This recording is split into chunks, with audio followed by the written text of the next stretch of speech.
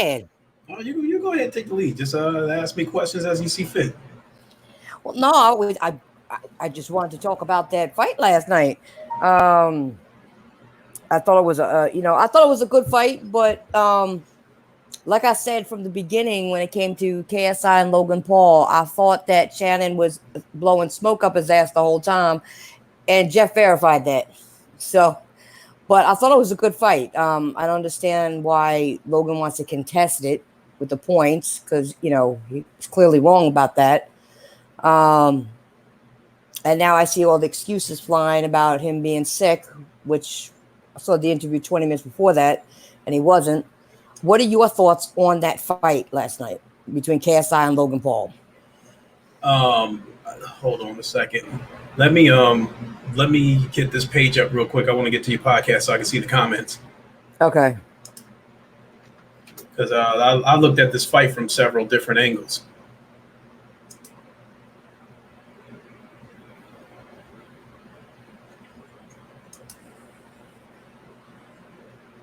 What the? Okay, can you still hear me? I'm here. Okay, cool. All right. So, as far as Logan Paul hollering about the points, I mean, I guess he had to do it to save face. Snow Bunny, what's up? Because he probably feels like if he didn't get deducted 2 points, he probably feels like he could have won that fight. But based on the scorecard that I came up with, I had KSI winning that fight by unanimous decision. Well, yeah, unanimously, yeah, because I think that in the what was it the fifth round? I think it was the fourth or fifth round. Logan did pretty well. I'm going to give him that. I think there was only one round that KSI lost throughout the whole thing, and not by much, but I think he could have done better. Yeah, if you want me to break it down round by round, I felt like the first round was even with boxing. Most states adopt what is called the 10-point must system, where whoever is declared the winner of that round gets 10 points and the loser gets 9 points. Now, in the event of a knockdown, the person who got knocked down basically gets a point deducted from it. So if you break it down round by round, I had the first round even, so that would give both of them 10 points. I had KSI winning the second and the third round. And in my opinion, KSI, he hurt Logan Paul in the third round. He caught him with a couple of left hooks. And then the fourth round, I think KSI was winning that round. I gave KSI that round, but Logan Paul caught KSI with an uppercut, and it was a beautiful uppercut. I mean, that looked like a Mike Tyson uppercut. Caught him flush on the face, and I think KSI was on his way down. Logan Paul grabbed him behind the head and gave him another uppercut, and then kind of snatched him down to the ground. The refs didn't see that, but I don't think that part really came into play.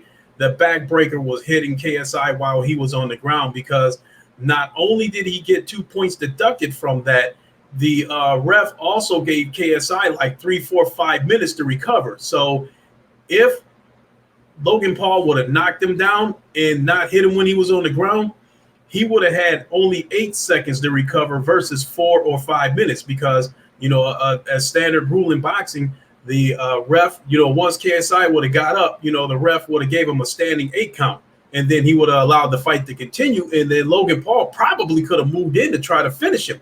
But because he gave him that low blow and the ref gave KSI a few minutes to recover, that also gave KSI a few minutes to get his marbles back. That's true. That's definitely true.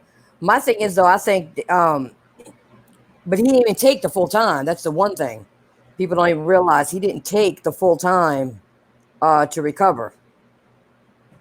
No, he was still hurt when he, when he was ready to get back in there. You're right. He should have taken more time to recover. But I think that's just how aggressive KSI was, because he was definitely the aggressor most of that fight. The only thing I would say when it comes to that, he needs to. I think he honestly could have knocked Logan out, but he was too aggressive. He went in way too aggressive, and he started doing that wild swing again like he did last year. You know, coming from all the way out here and doing it, and he always tried, instead of doing his jabs like he was doing, and coming in at him, he kept doing it real hard and wild. If he didn't do that, and just I don't know if maybe the crowd got him riled up or whatever, and he was trying to get that knockout so hard that I think he went too fast and too hard. Mm-hmm. Well, fighters that are aggressive the way KSI was, they can be reckless. And a really good fighter, a fighter that knows how to use the ring and move around the ring, could have used that aggression against KSI. But as far as KSI being aggressive, I didn't have a problem with him being aggressive.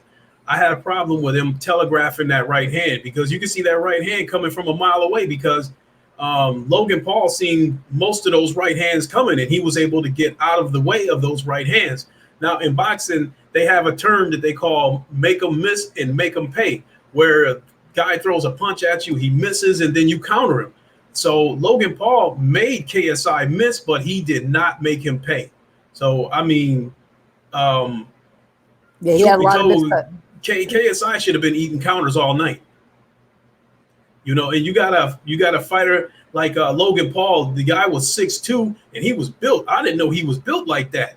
And he had a long reach too. So on paper, that fight favored Logan Paul. I mean, if he would have been using his reach and kept that jab in KSI's face, and then as soon as KSI was ready to throw that punch, it was fine that he moved out of the way, but he never countered any of those punches. That was the problem. That's true. He didn't. Don't know why. There was a lot of missed opportunities on both sides, I would say. This is true. When it comes to this fight, a lot of missed opportunities. Like I said, I just wish that,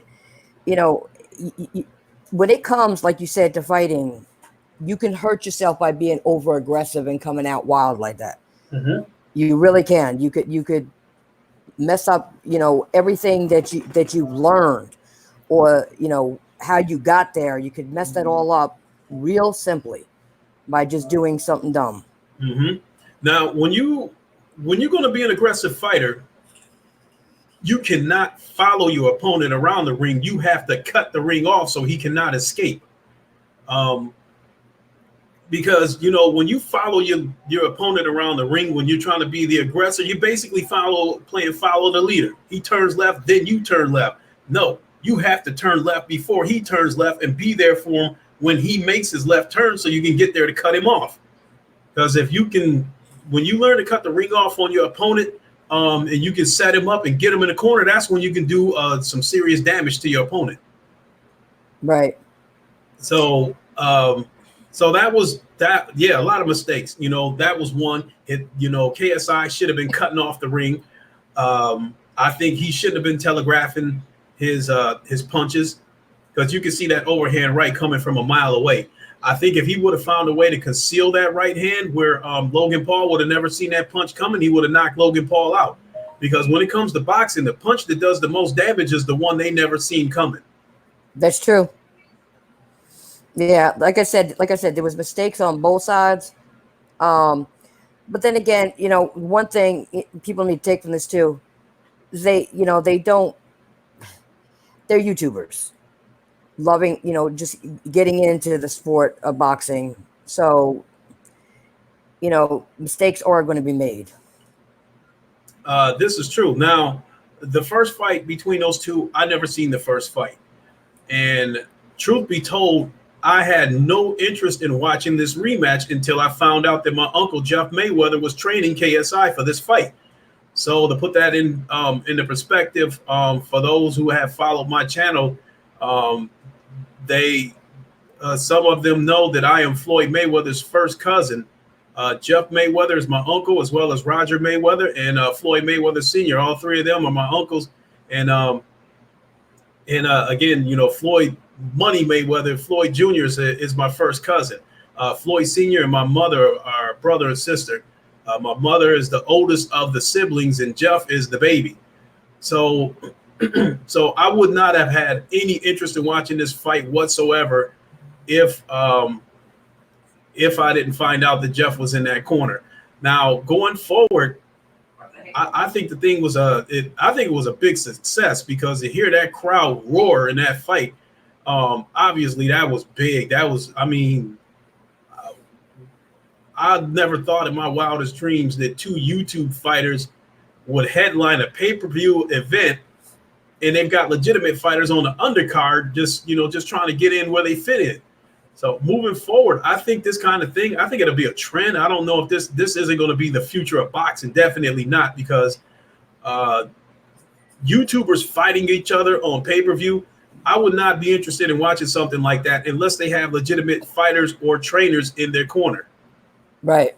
Because when two YouTubers get together for the first time, you don't know what kind of upbringing these guys had. So you don't know whether they can fight or not. And then the other thing that made this fight interesting is that they had a first fight. So you can kind of gauge what was going to happen this second fight based on what happened the first fight, because some habits die hard. And I had a funny feeling. I was like, with KSI, I said, if he fights exactly the way he did that first fight, he could set himself up to get knocked out. Exactly. That's what my thought was. I mean, I watched them train back and forth. Okay, you saw so much here and so much there, but once again, KSI was hiding some of his training too. That's a good thing. He let you see some, and he said it on one of the podcasts he was on. He said, I'm not going to show my opponent everything. He said that then he knows my whole game plan. But my thing is, I don't think he stuck to his game plan completely, because like you said, he was chasing him around the ring, and you're not supposed to do that. You're supposed to move back from him and let the other person be the aggressor, and then let them wear themselves out. And JJ has good stamina. I don't understand how he just kept chasing him. He wanted the knockout so bad that he started losing stamina, and he's got good stamina. He started breathing heavy. There's nothing wrong with being the aggressor, because whether you fight going backwards or whether you're the aggressor, there's pros and cons to fighting that way. Now I talked to Jeff yesterday, right after I made a video wishing him good luck, and we talked over Facebook, and he said, if KSI catches Logan Paul clean, the fight is over. He's getting knocked out. That was enough to tell me right then and there that their plan was to be aggressive. There's nothing wrong with that. Now, again, if you're going to be aggressive, you got to learn to cut the ring off, so your opponent has nowhere to escape.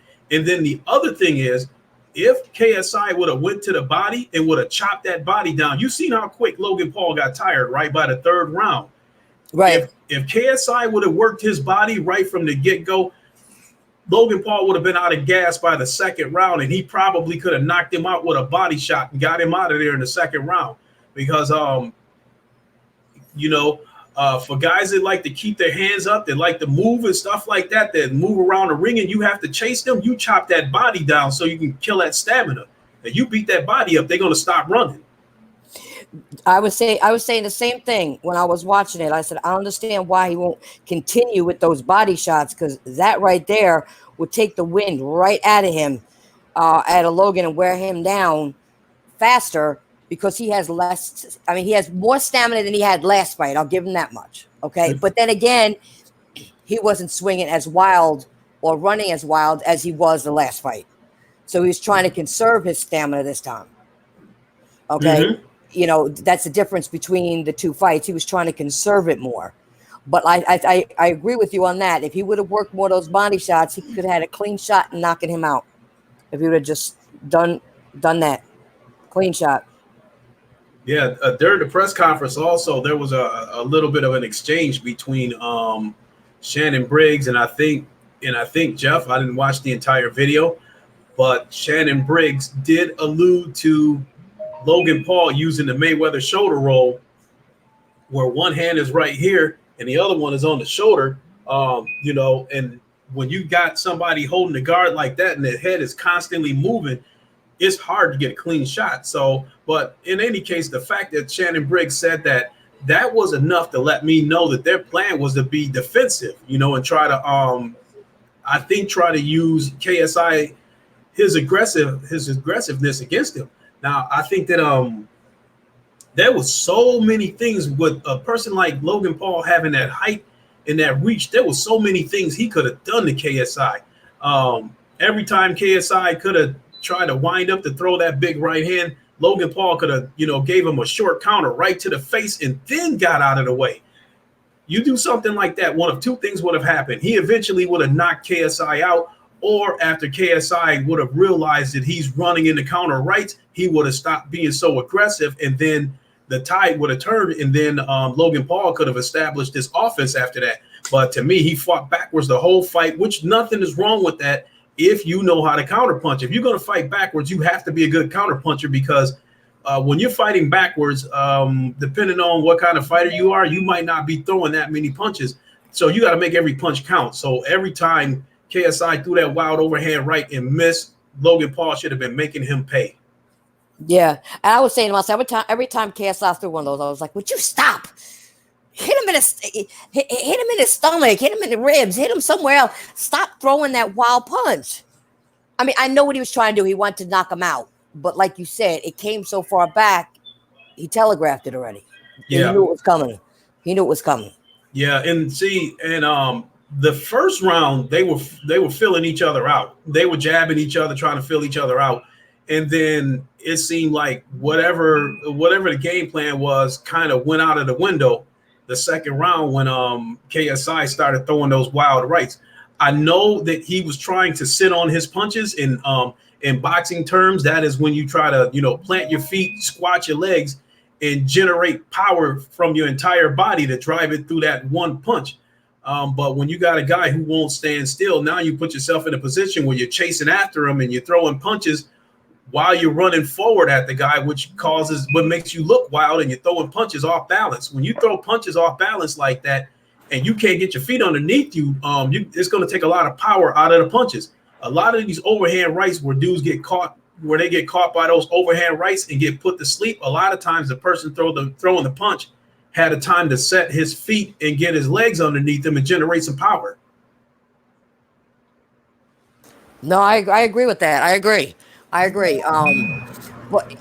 like I said, like you were saying, and I was saying, I just he could have had knockout power, like you said, if he stopped chasing him around the ring. Yeah, but I think it was obvious because like Logan Paul looked like a heavyweight. I don't know how much he weighed coming into that fight. He was 199 at 199 point something, and KSI was 193. Okay, because I do believe heavyweight is 190 pounds on up. So they were both heavyweights coming into that fight then. Logan Paul did look like he was 200 pounds because he was muscular. And with heavyweight fighters, a lot of them, when they fight the shorter fighters, that's how they fight. They fight backwards. They keep a jab in that shorter fighter's face and make it hard for him to come in. They use their reach to their advantage. And to me, Logan Paul did not do enough of that. He did not use his reach. He didn't use his height. He didn't use his reach. And he didn't make KSI pay for missing. Yeah, sorry about that. Yeah, I agree with that. I agree. But once again, like I was saying, they're really not fighters, just like Jeff said. And he explained what he meant by that. There are just two YouTubers. This is not their career. They didn't start at 10 years, 6 years old and made it their career where they fight for everything. They're they're both rich. They weren't doing it for the money. They were just doing it to prove a point to see who was better than the other one. Yeah. The one thing that shocked me, like the first fight, they wore 12-ounce gloves and they had headgear on. Mm-hmm. But I guess the promoter suggested to these guys, let's make this fight official. This was an official pro fight. So these guys have a pro record right now because both of them made their pro debut last night. So they went with 10-ounce gloves instead of the 12-ounce gloves, which is like bricks. I felt those kind of gloves before. And then they didn't have any headgear on. So that led me to believe that somebody was going to get knocked out last night. I thought so too. I really did think so, just because of the change.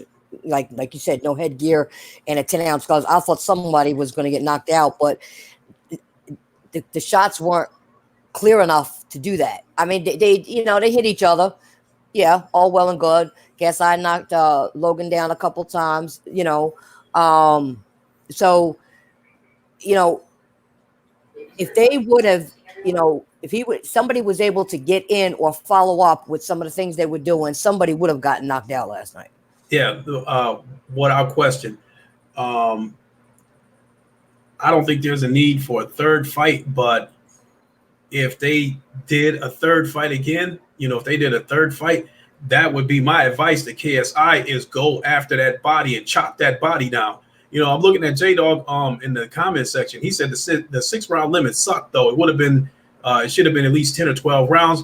I can agree with that, but because these are two YouTubers that do not fight for a living, they don't have the stamina to go 10 or 12 rounds. So I thought 6 rounds would be plenty, especially with them using 10-pound gloves that feel like bricks, because one wild-ass shot would have been enough to end the night for somebody.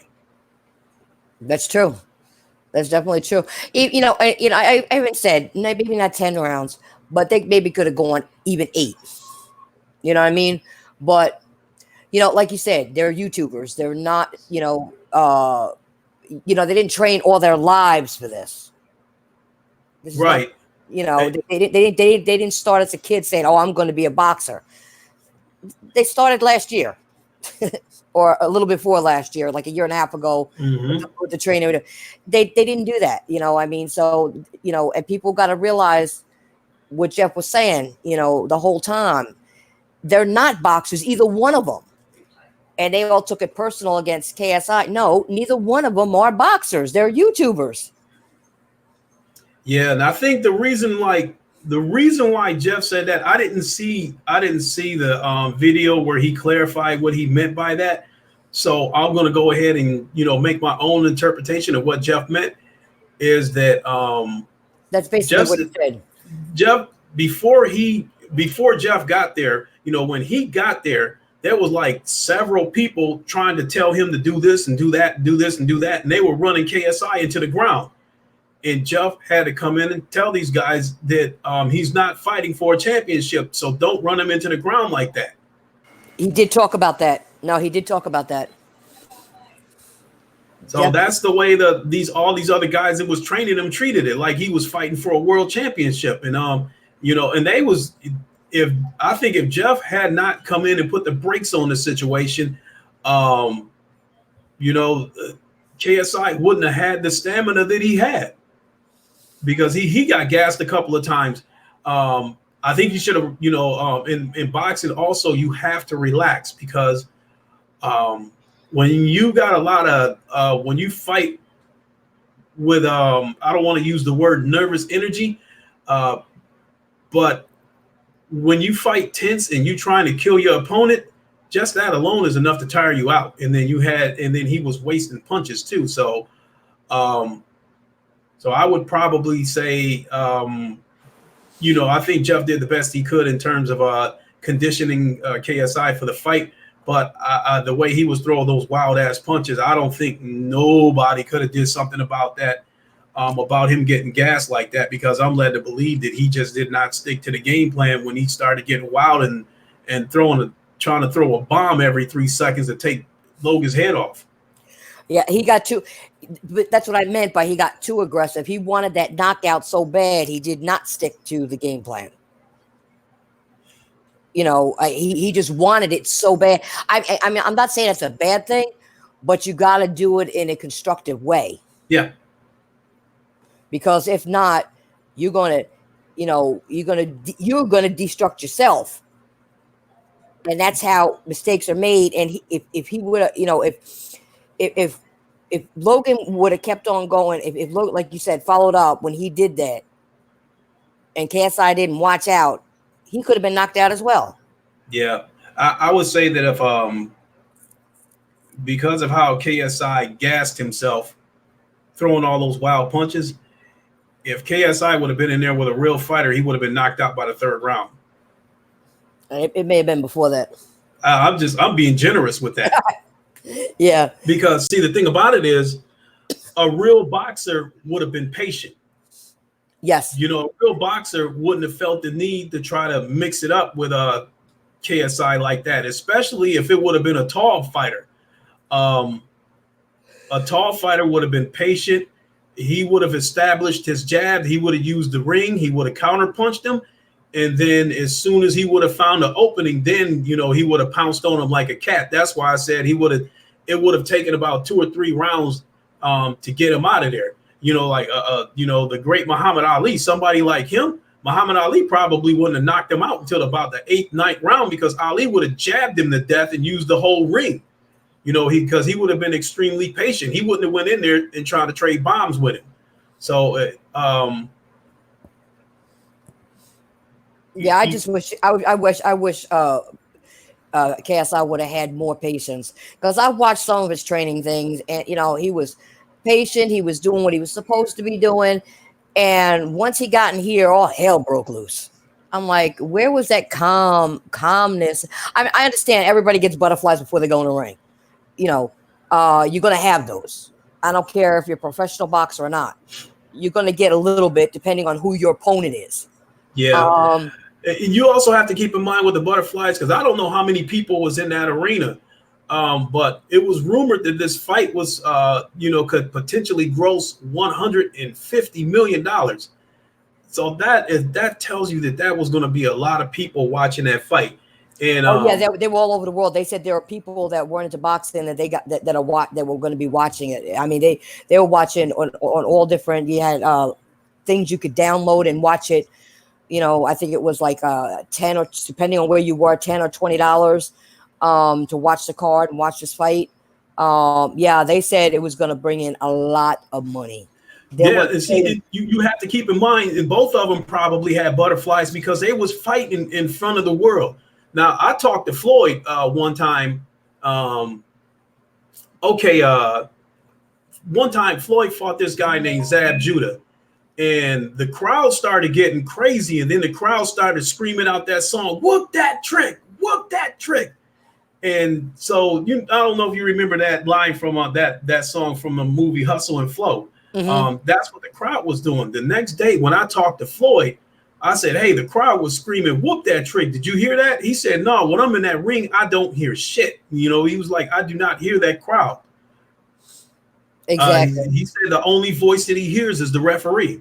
So, you know, Floyd been in those kind of situations, whereas these guys, you know, this was a huge stage for these guys to be on. So I can understand butterflies going through them. I can understand the lack of composure, you know, with KSI a little bit. Yeah. I mean, overall, I mean, people got what they wanted. You know what I'm saying? A lot of money was made on this fight for a lot of people.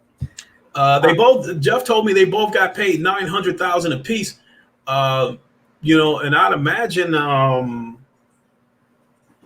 don't know if they're going to get a piece of that pay-per-view money, but if they get a piece of that pay-per-view money, holy shit. You know, because that's how Floyd told me that's how he was getting the most of his money. When he would get, you know, he would get $20 million up front, but after the pay-per-view numbers roll in, he'd probably end up getting another $50 million out of it. I think they're supposed to get something from those pay-per-view numbers. If I'm correct. Man. I mean, they probably already made enough money off of YouTube that they don't have to do this shit anymore. But if they got a piece of that pay-per-view money, shit, they got a nice chunk of change last night. Yeah, well, they got a nice chunk of change anyway for somebody that they're just YouTubers going out in front of the world and put on a boxing match. Yeah, $900,000 for your pro debut. That's pretty good. It's almost $1 million. Mm-hmm. You know, in a real life boxing, a person making their pro debut could probably get paid as little as $25,000, and then out of that money, you still have to pay taxes. The trainer still has to get paid. The promoter has to take his cut back because he put up the money to promote this fight. So he's taking his cut back out of that. And then shit, when all is said and done, a fighter might only end up taking home half that money. Yeah, it's funny. But he's getting taxed on the whole 25,000 and not the part that's left over after the promoter and everybody else take their cut. He's getting taxed on the whole 25,000. Exactly. I remember I was watching one before we went live with Jeff, and somebody was interviewing him about what he meant by all that, and he was talking about them not being YouTubers and all, but he mentioned something about when he started or whatever, or back in the day. He said, "I wish I would have made that amount." He said, "God damn, I'd get in there for that amount now." Yeah, I could see that because Jeff had, I think he had a successful career, but in boxing terms, he probably had a really mediocre career. He retired with 32 wins, 10 losses, and 5 draws. He is a former champion. He did win the IBO championship before in the junior lightweight division, which is a little known belt. But I'd probably say I would have to think that the most money that Jeff probably made in a fight was probably when he fought Oscar De La Hoya. But he was a last minute step in because I think when Jeff fought De La Hoya, he was called upon at the last second because somebody that De La Hoya was supposed to fight, I can't remember. It might have been the situation with Shane Mosley where the rematch didn't materialize or was canceled at the last second, or somebody that De La Hoya was supposed to fight might have pulled out from injury, and Jeff got the call at the last second. So if there would have been a build-up to the fight, then Jeff would have got more money out of it. But because he was a last-minute stand-in, I don't know what he got paid, but I'm led to believe that because he fought De La Hoya, that's probably the biggest check he ever got as far as being in the ring goes. Yeah, I was laughing when he said that though. The way he said it was funny, and he was making comment. He goes, "I have to." When the guy was questioning him, said about KSI's fans were mad at him and called him a traitor and all this other stuff, and he said, first of all, KSI and I are talking. He knew exactly what I meant. He has no problem with what I said.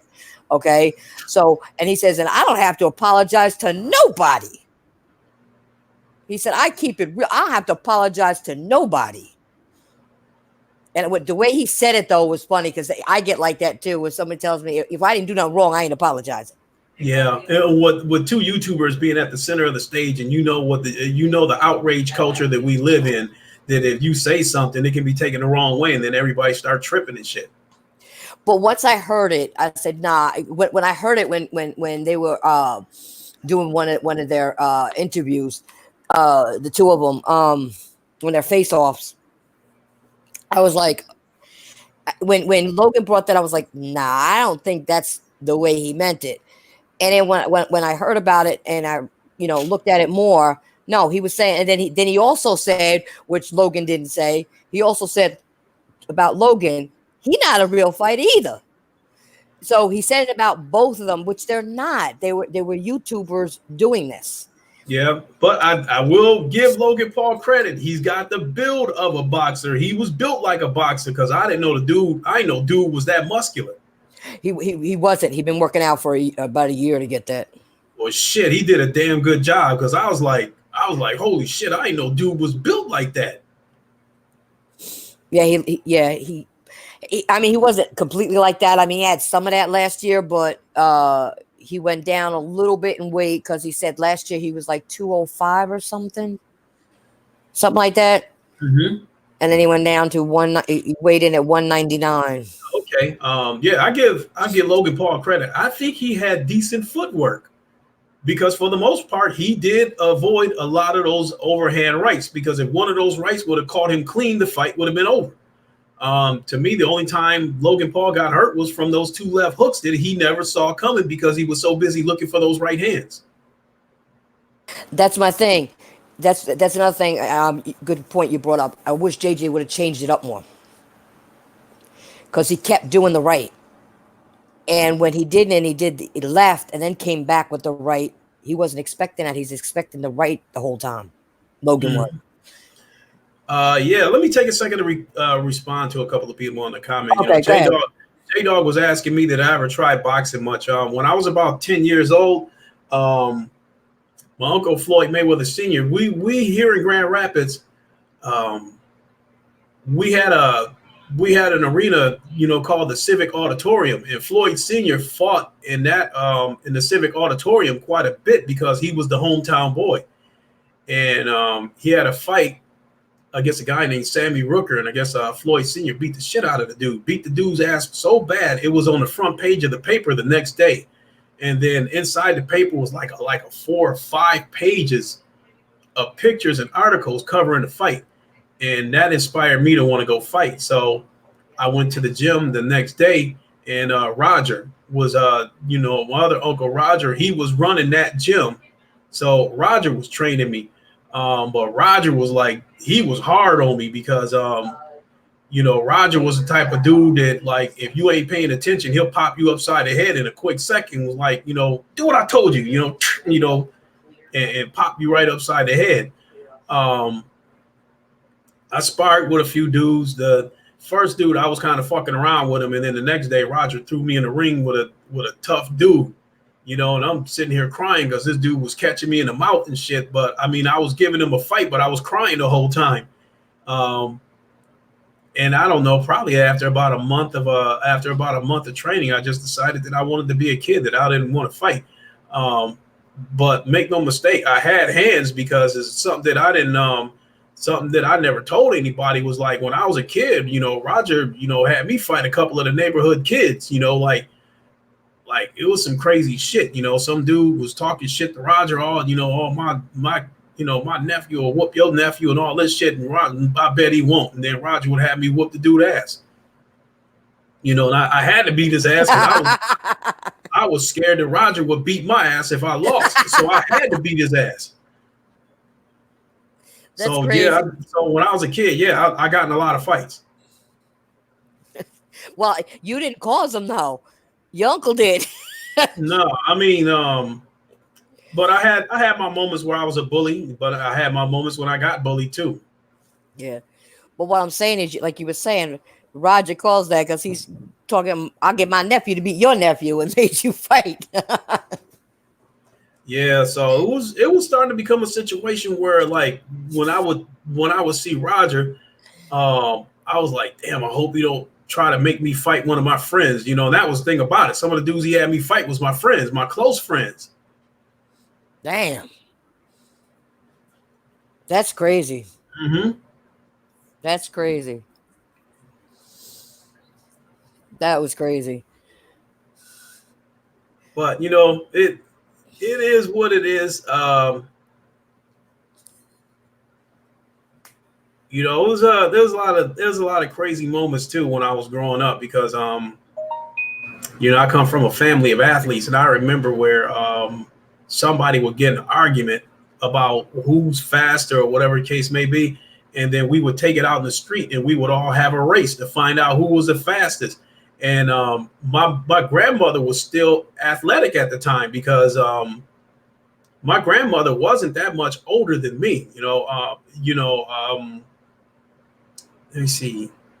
My mother had me when she was 17, and I think at the time that I was born, I think my grandmother might have been 35, give or take. So when we used to go out in the street and have these races, it would be me and Jeff, Roger, a couple of my aunts, my mother, my grandmother. My grandmother would be there racing barefoot. God damn. Yeah, she could hold her own. For a woman that I think at the time was about 45 years old, she could hold her own. That's good. That was good. But it's nice that everybody did it together though. Yeah. I mean, that's how, like I said, I came from a family of trash talkers and I came from a family of athletes. So it was always trash talking about who was faster. So we had a lot of races. There was another time where Jeff had he was in town because he was living out at Vegas. Floyd Sr. was still living here. He hadn't went out to Vegas yet. But Floyd Sr. constantly keeps in shape. You know, he's constantly jogging. He's constantly in the gym. Didn't drink, didn't smoke. And one weekend, Jeff came home, and Floyd and Jeff, you know, got the trash talking about who could, you know, who had the better stamina and that kind of stuff. So my mother took us out to this park, you know, Johnson Park, and right alongside Johnson Park, there was this road that was about 3 or 4 miles long. So my mother dropped us off at the beginning of that road and went to the end of the road to wait for us to get back. And so the four of us, it was me, my brother, Floyd Sr. and Jeff, and we were running down this road. But Jeff and Floyd was like really trying to beat each other. So they was pulling away from us. We couldn't keep up with them anymore. And I guess towards the end of the race, you know, Floyd Sr. started complaining that it was cold, you know, that his leg was bothering him because he had been shot before in that leg. So that leg was bothering him. And when he did that, Jeff turned up the heat and started running even faster to leave him behind. God damn. So yeah, I definitely got a lot of stories when it comes to that growing up because, you know, I grew up with them. I seen a lot of them before they got famous the way they did. You know, because for one thing, you know, my mother, since she was working, both her and my father was working. My mother, during the summer when we weren't in school, my mother dropped us off at our grandmother's house, you know, while she worked. So that's one of the biggest reasons why I got so many childhood stories, you know, growing up with Roger and Floyd and Jeff. Yeah. But, you know, that's good that you have that. You know what I'm saying?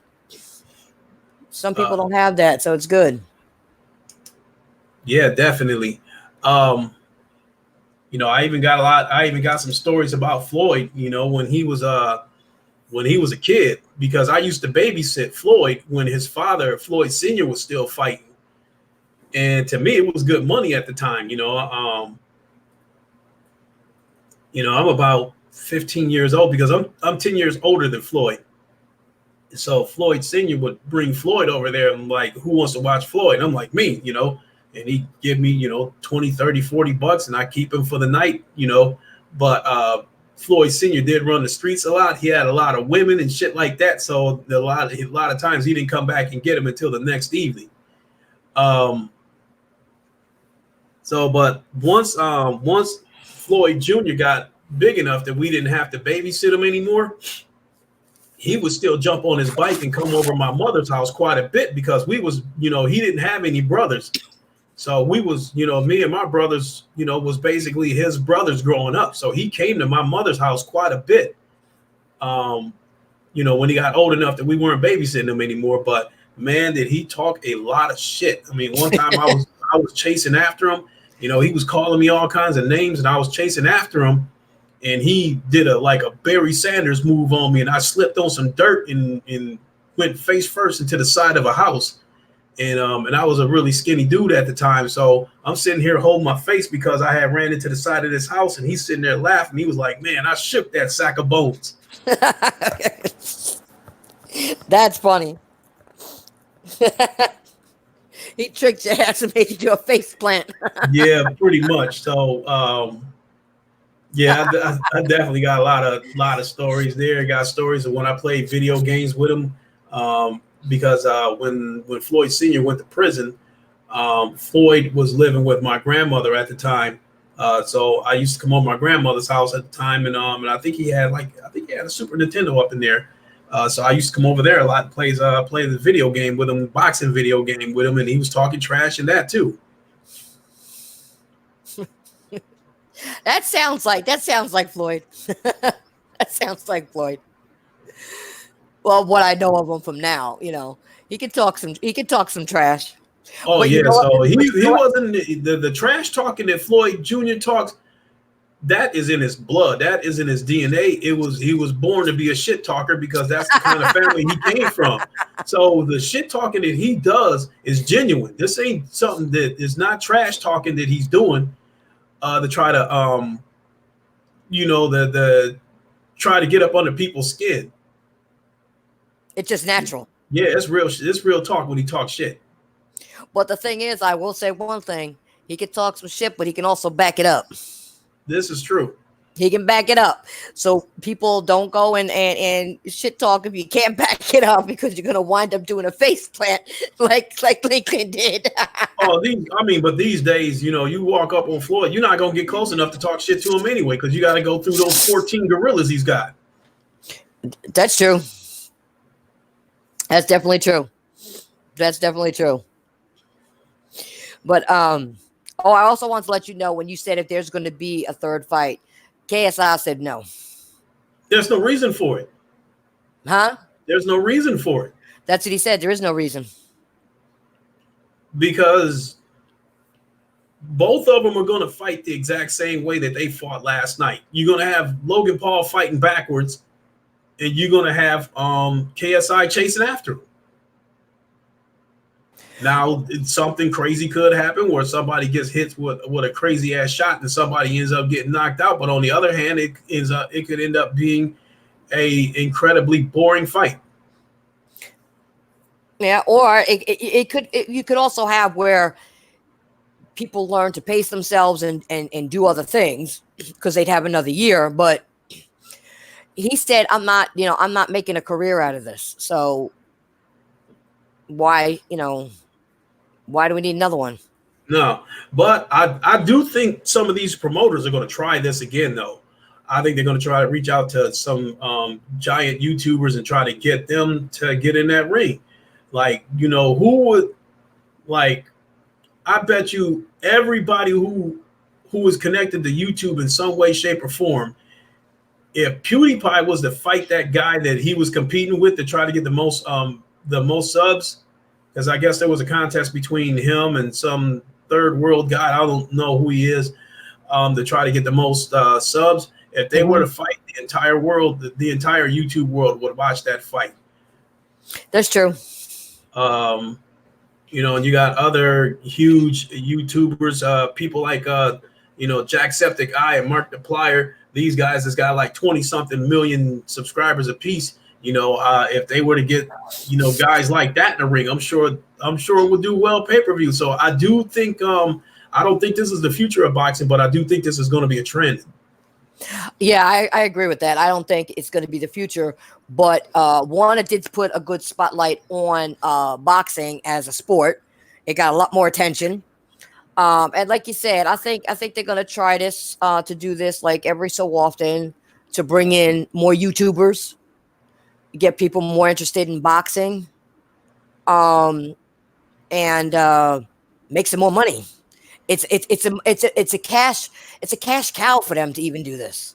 You see how much it really is. If you think about it, it's a cash cow for them.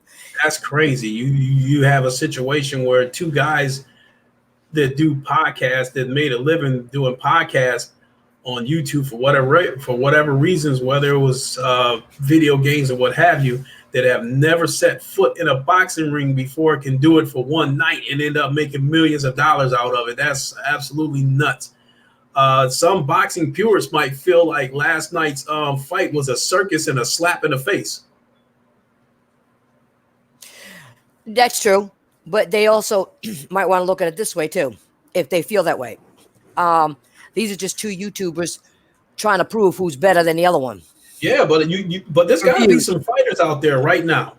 There's got to be some fighters that's probably undefeated. They got 15 wins, no losses, 13 knockouts, and they still only getting like $50,000, $75,000 a fight. And here these guys are, getting paid $900,000 right off the top, plus whatever pay-per-view money comes in, and probably, they might probably going to get some YouTube money out of this. So those two cats made a few $1 million last night, I'm sure. Well, see, that's what they do. Unfortunately, that's what they do. I mean, even, they do other things. I mean, they started out, I think both of them started just doing video games. Then they did more. I mean, KSI does his music. Okay. He's got an album. He just released another song. He's working on an album now. I mean, they do a lot of different things. And that's how they made their money, by being who they are, just and Okay, sometimes shit talking and doing to whatever. to put things into perspective, right? Let's say you got somebody like LeBron James who's been playing basketball. You know what? I mean, he got a big contract, so uh, maybe I shouldn't use LeBron James as an example. But you got an NBA player who's been in the league, um, you know, probably only been in the league about 3 years. Probably he's sitting on the bench. He's probably only getting paid $1 million a year, and then you have somebody like Logan Paul come in and play on the Lakers, for 1 month and get $10 million out of it. It'd be a lot of NBA players that would be mad. No, you got a point. No, you're right. You're right. You're definitely right about that. You're definitely right about that. I I think they got that money because it was promoted. They were promoting it. Besides the promoter, I mean, they were out there. Um, their fans, their followers were promoting it all over the place, and more people were watching it than they ever thought would watch it. Shit, whoever put this shit together was genius. Almighty Rated D, what's going on with you? What's up, guys in the chat? So whoever put that shit together was a genius. It's crazy though. I know they made I know KSI made some good money when they did the fight last year in England. Yeah, I don't know. I don't know what happened with that. I don't know how well that did.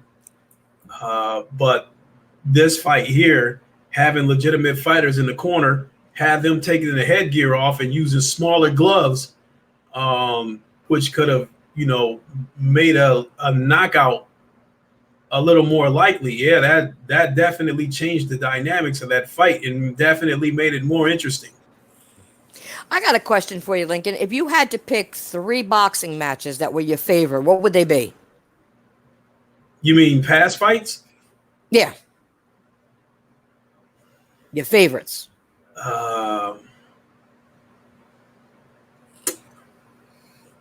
Okay, so I'm going to put it this way. I'm not going to include any fights that has the Mayweather name attached to it, because then people would see me as being biased, obviously. So fights that are not connected to any Mayweathers, I would say the fight between Tommy Hearns and Marvin Hagler was a classic.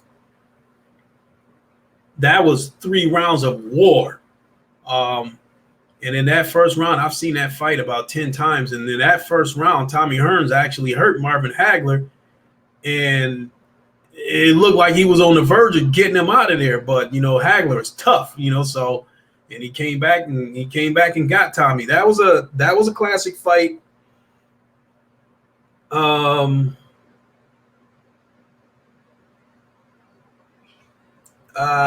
don't know, another fight.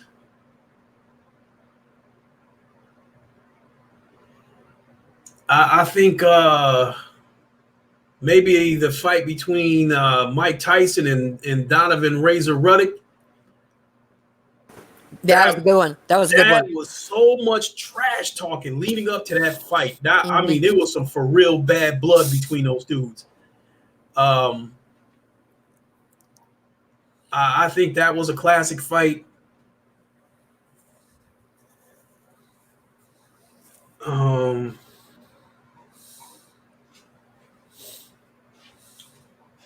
And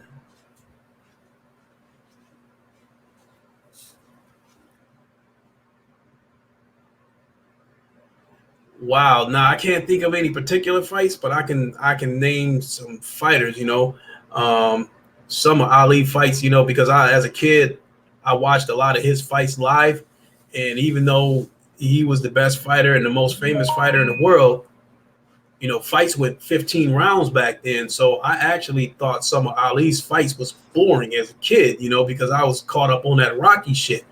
But once I got older and saw those fights again, then I understood he was controlling the tempo of the fight, talking trash to his opponents, wearing them down, and then he would go ahead and take them out in like the 13th, 14th round when these dudes are gassed.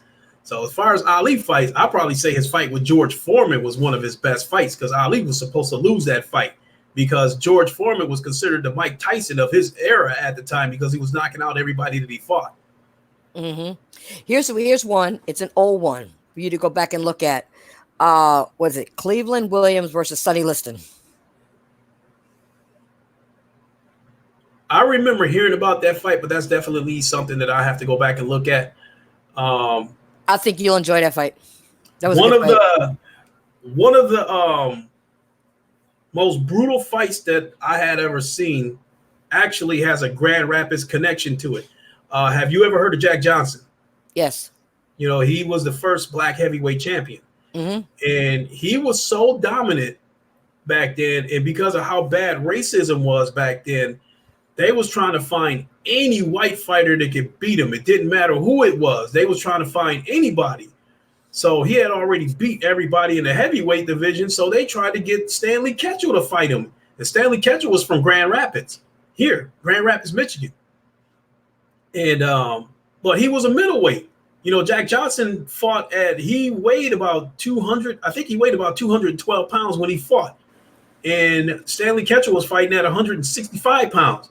Now, promo leading up to that fight, they had Stanley Ketchel wear a trench coat. It was standing on stilts to make him look taller. So the fight, so they would look even in height and build. Because if they would have seen what Stanley Ketchel actually looked like as far as his height goes, they knew it would have been a super lopsided fight.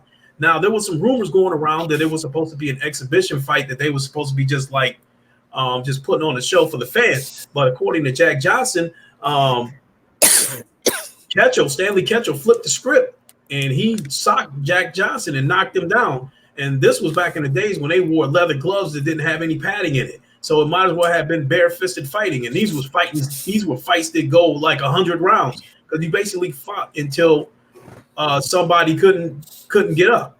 So Jack Johnson got up. He got up from that knockdown.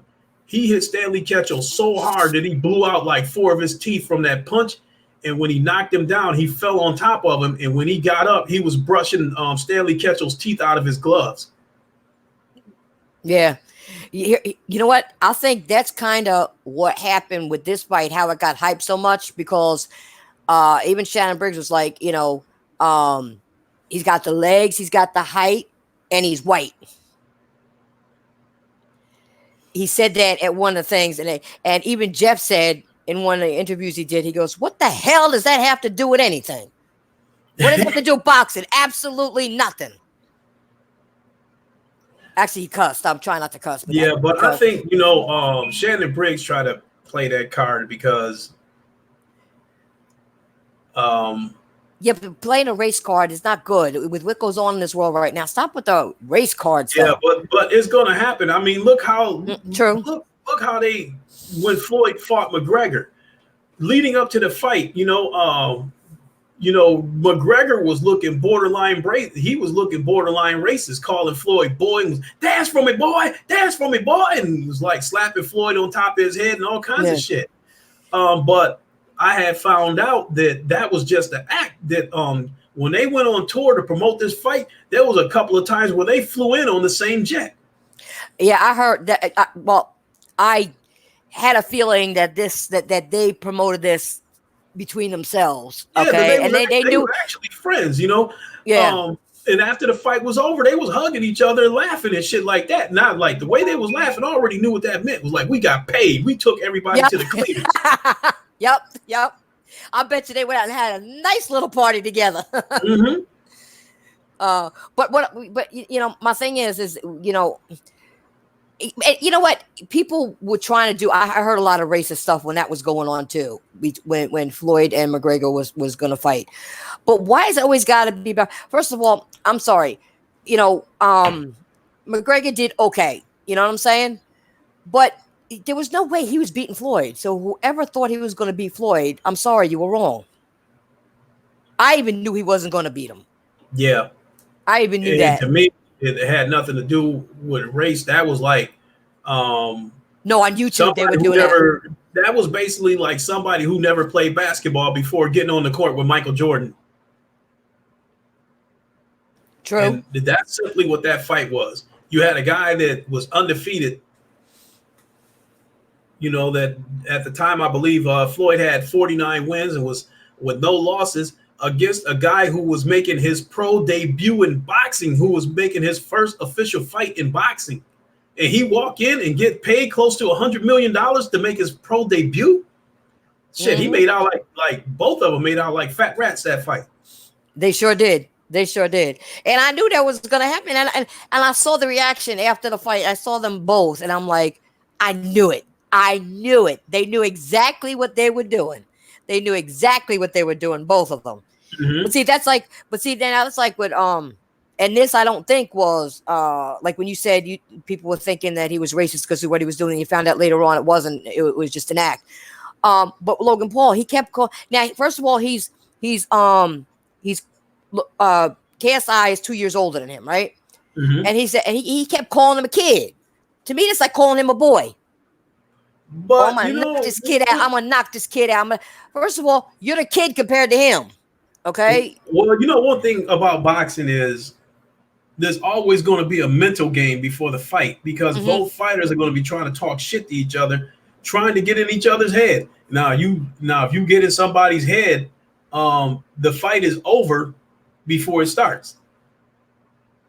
Yeah, that's exactly what they were talking about because I remember Shannon kept talking about, we're in his head, we got this, we're in his head, we're in his head, we're gonna do this, we'll be okay at the end after the fight's over, we'll shake hands or do whatever, but no, he said this is war, right now.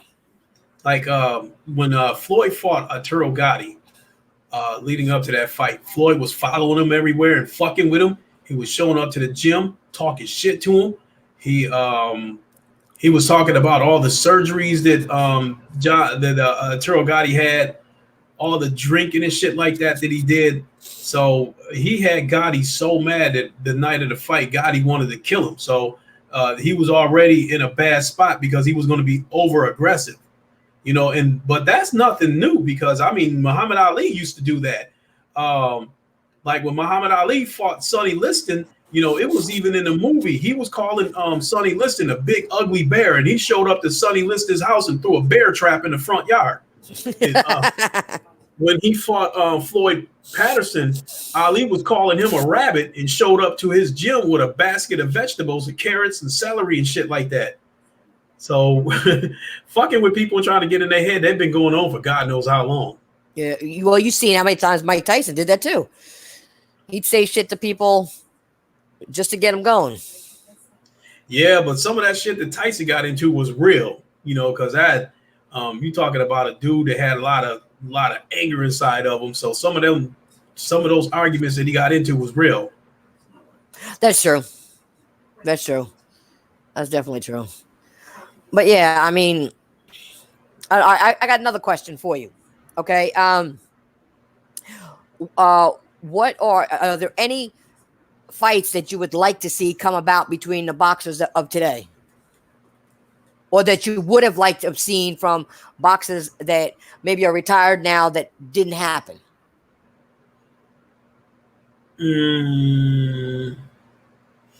As far as today's fighters goes, a lot of people want to see Errol Spence and Terrence Crawford fight. Now Errol Spence just fought about a month ago against I believe his name is Sheldon Porter, and Porter's a really aggressive dude. What I did not know was I didn't know that Errol Spence was as tall as he was, and then I didn't know that Errol Spence, is fighting at 147, but he's walking around on the street at almost 180 pounds. And the one thing about boxing is once you have the official weigh-in, after you make weight for the official weigh-in, you can go back and do whatever you want. So I've seen fights where people would weigh in at 147 pounds at the official weigh-in, but on the night of the fight, they walk in at almost 180 pounds. What they go around just eating all day? When you're walking around on that street, like a lot of these fighters had to dehydrate themselves and go on strict diets and shit like that. and burn up a lot of calories to get down to that weight. But yeah, after they get off that scale, then yeah, you can like go do what you want. Wrestling is the same way. I wrestled in high school, and we would have situations where all these wrestlers on our team, we would all have to kill themselves. We would all have to kill ourselves to make weight. Once we made the official weight, then it was like, okay, now I'm seeing our teammates in the locker room drinking a ton of water, eating oranges, all kinds of shit to try to get that weight back on and get that energy back before the match starts. Wow. I didn't know that. I didn't know. I thought you had to stay at that weight. No, so like some fighters will put that in the contract. Like Floyd had a situation where he was fighting a guy Juan Manuel Marquez. Mm-hmm. I think this was like after Floyd retired, and it was his first official fight back. Now this fight was supposed to happen at a catch weight, I believe, at 144 pounds, but Floyd didn't make the weight. So I think Floyd ended up paying a fine for not making that weight. I think he ended up paying like a $400,000 fine or some shit like that for not making weight. But they still allowed the fight to go on because it was Floyd. So it was because he was the bigger name. It was his comeback from so-called being retired, which that retirement was fake. He told me that straight to my face. He told me he was going to do that because he was going to do kind of what Sugar Ray Leonard did. Like I remember one time Floyd came over to my mother's house. He told me and my brother straight to our faces. He said, I'm going to fight for a couple of years and then I'm going to retire. And he said, but it's going to be a fake retirement.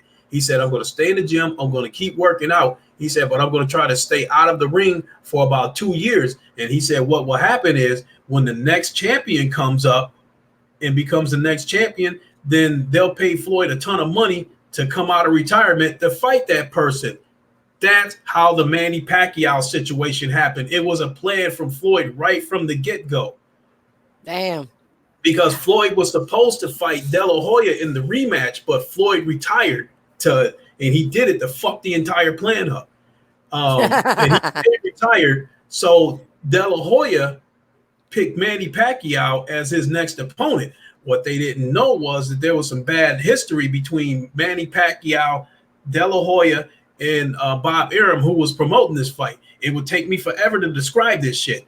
But, it was that fight that had everybody suspecting that Manny Pacquiao might be on steroids because he beat the dog shit out of De La Hoya. This fight was at 147 pounds when De La Hoya selected Manny Pacquiao to be his opponent. Manny Pacquiao was still fighting at 120 pounds. Now, how is it that a dude blows up to 140 pounds and beat the fuck out of you like you stole something?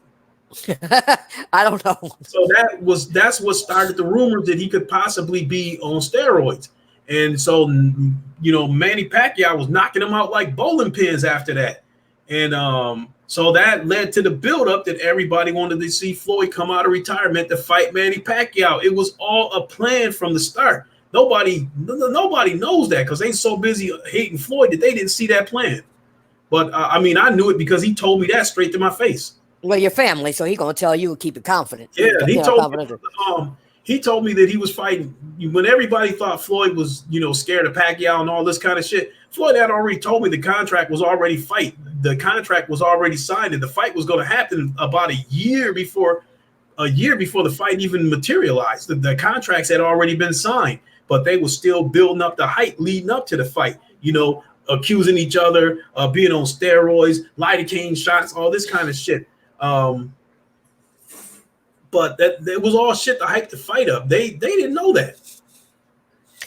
But see, that's what in order to like in boxing, okay, or certain other arenas of fighting, people don't realize that they do that. They have to.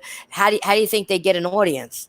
They hype up shit, and you don't know what's going to happen. You don't know what their plans are. Who somebody's going to fight a year from now or 2 years from now. A lot of this goes on. I mean, it's a way of promoting shit and promoting the fighter that you got. Mm-hmm. I mean, it happens a lot. People just don't realize that.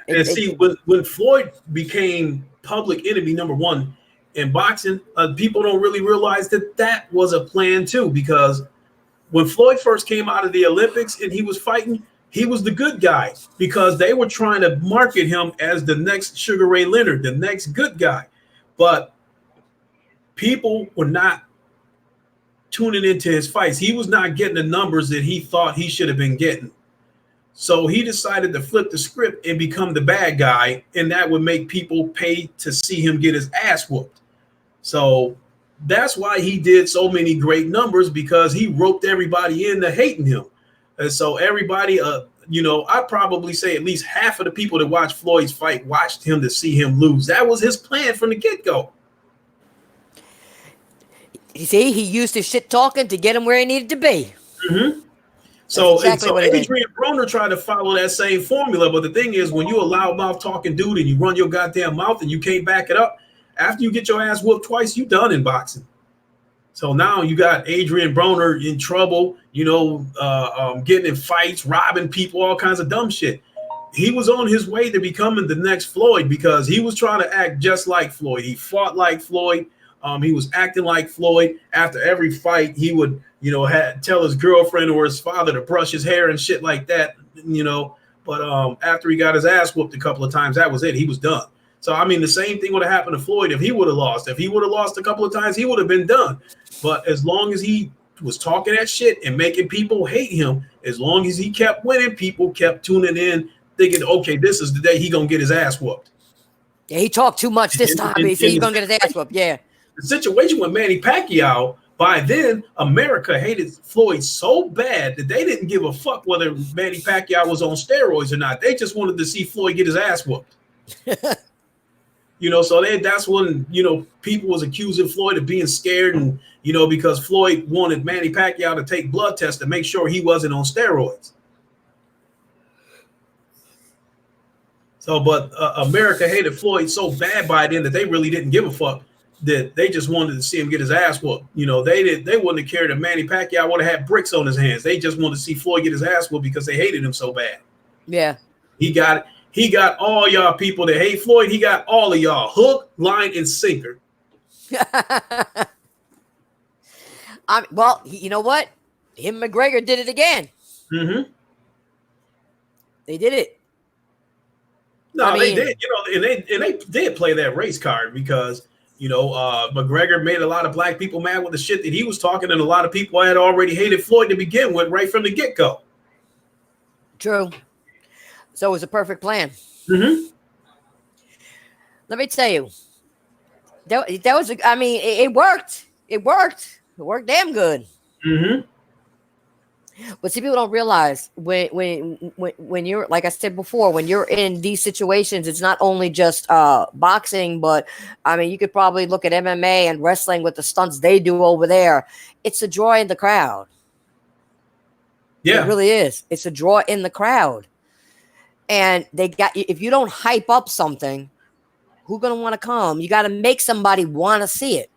It's just like you buy something, you got to make it enticing enough for somebody to want to buy that product. Exactly. And that's why McGregor was out in the streets doing some of the dumb shit that he was doing, getting in fights on the streets and stuff like that. He was letting that shit happen on purpose so they could try to build up a rematch between him and Floyd.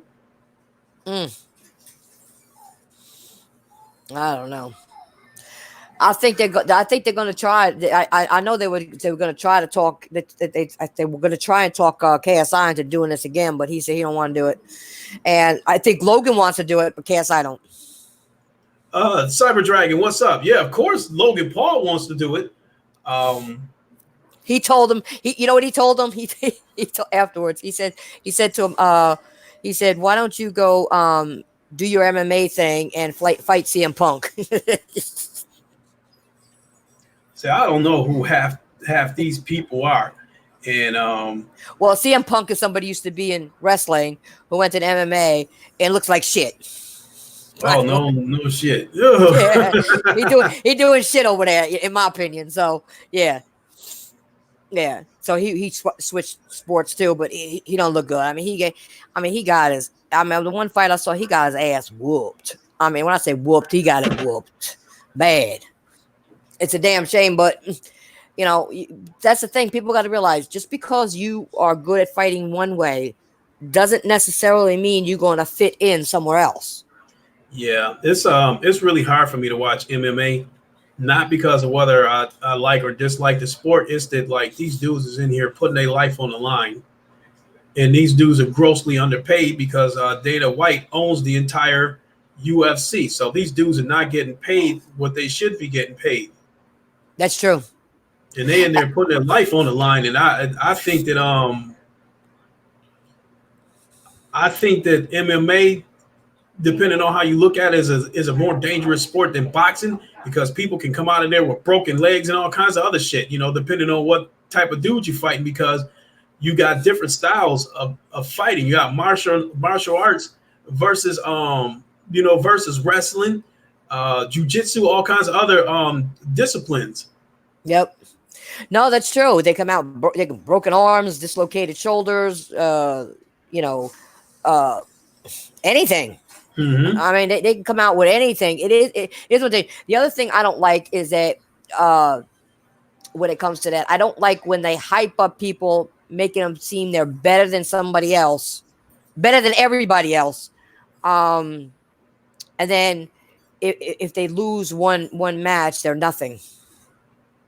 Everybody's gonna lose sooner or So later. with the UFC, you can have somebody that's got 20 wins, 10 losses, and that's still a pay-per-view attraction.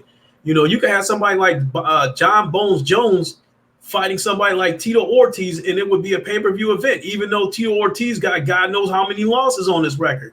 It's not like that with boxing. If somebody got about 5 losses on his record, he is not going to be part of a pay-per-view fight unless he's fighting whoever the bigger name. True, that's So true. I'll put it this way: when Floyd fought Zab Judah, Zab Judah was still a good fighter, and he was a dangerous fighter because he was a dude that was just as fast as Floyd and had power. At the time that Floyd fought him, he had 6 losses. But being how good of a fighter he was, he would have never have gotten on that pay-per-view stage if he was not fighting Floyd. If he would have been fighting somebody with the same record that he had, this would have been a fight that you would have caught on Fox Sports at 3 a.m. Yeah, yeah, that is true. You can have a high percentage of losses and still get on a pay per view as a in like you said in UFC as opposed to boxing. But boxing's much bigger, right now than UFC is. Yeah, definitely. I mean, it's much bigger. It's been around a lot longer. Um, I mean, you can go way back when it comes to that. I'm sure maybe MMA of some sort was around, but it wasn't ever promoted like it is now. You could probably have some like small little side things going on, but I don't think it was promoted as they're doing right now, where boxing was always promoted, some Yeah, form, some way. yeah, definitely. So, um, oh, there was another question I had for you, and I forgot. All right, I'm gonna do this, okay? And because we did what fights you liked, excluding the Mayweather family. What are your top 3 Mayweather fights? Uh, when It doesn't Floyd, matter. It doesn't matter with who. okay, when Floyd fought Diego Corrales, that was a masterful performance. Floyd was already in his head and had already pissed him off because both of them had some baggage coming into that fight because Diego Corrales had caught a domestic assault charge, for beating up his wife. But Floyd was in the middle of some shit too because he had fired his father as manager. And it was Floyd was firing people left and right that was in his corner and was replacing them with different people. So leading up to the fight, Floyd was talking shit about Diego Corrales, saying that he was going to beat Diego Corrales like a dog on behalf of all battered women. And Diego Corrales said he was going to knock Floyd out on behalf of all abused fathers. So it was a lot of shit talking leading up to that fight. And I think Diego Corrales was he seemed like a very humble person to me.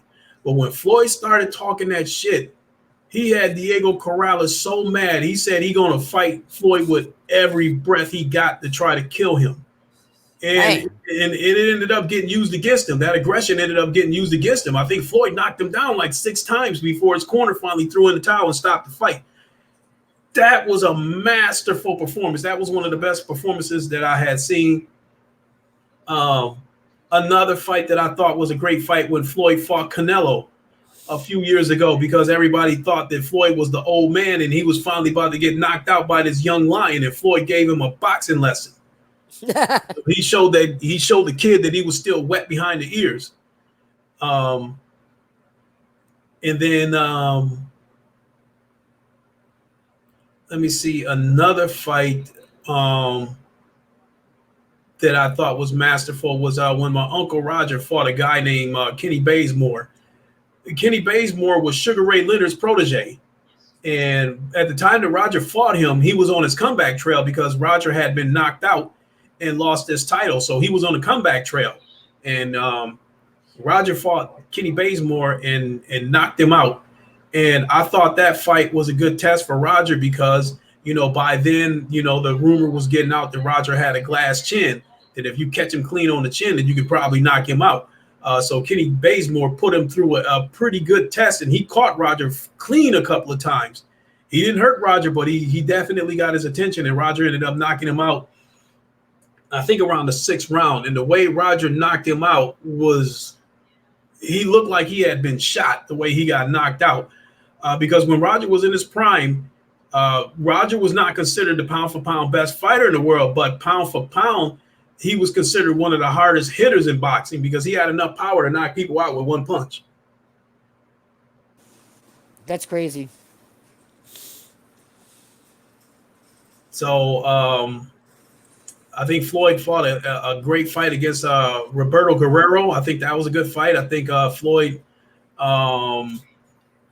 I don't like the way he fought Miguel Cotto, but it was still a good fight because Floyd wanted to show everybody that he will stand toe-to-toe with somebody, because by then people was criticizing Floyd, saying that all he does is he runs, he grabs, all this kind of shit, and he won't stand in there and trade with somebody. So he wanted to show everybody that he will stay in there and bang with somebody. So to me, I think he took a lot of unnecessary punishment against Miguel Cotto. He did beat him soundly, but I thought he took more punches than necessary because he was trying to prove to everybody that he can stand toe-to-toe with people. Okay. Those are some good fights. Those definitely some good fights. I had another question, but it went up my head now. Probably because I'm not used to doing podcasts this early. So let me think. There was another question I had for you with boxing, and now I can't remember. Because you answered the question I was going to ask you, have you ever thought of getting into boxing? But you answered that when you were when you were younger. What happened? That you didn't want to fight. No, I had the talent to be a good fighter, but not the heart or the desire. Yeah, you mentioned that because that was one of my other questions, but you answered that earlier on. I don't know. I want to hear from the people that are in the chat. Leave a message. Just tell me what you thought about the fight last night. You know what I'm saying?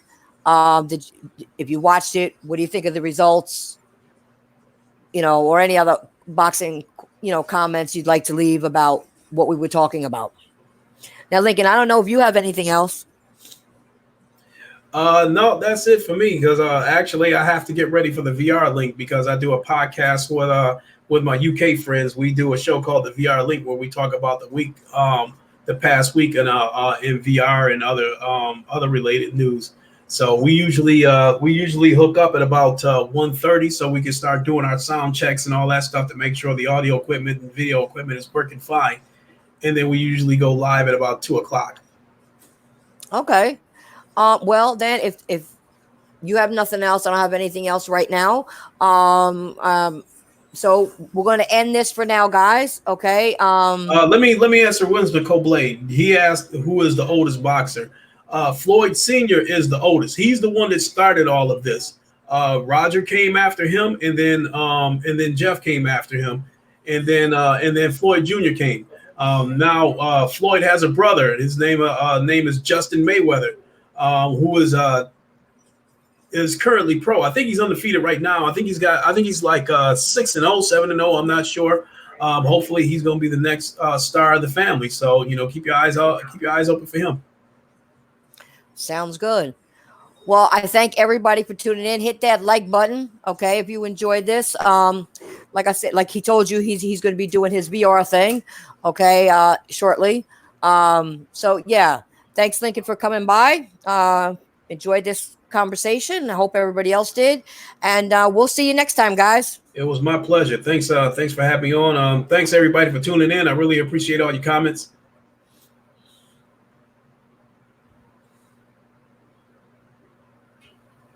And we will catch y'all later.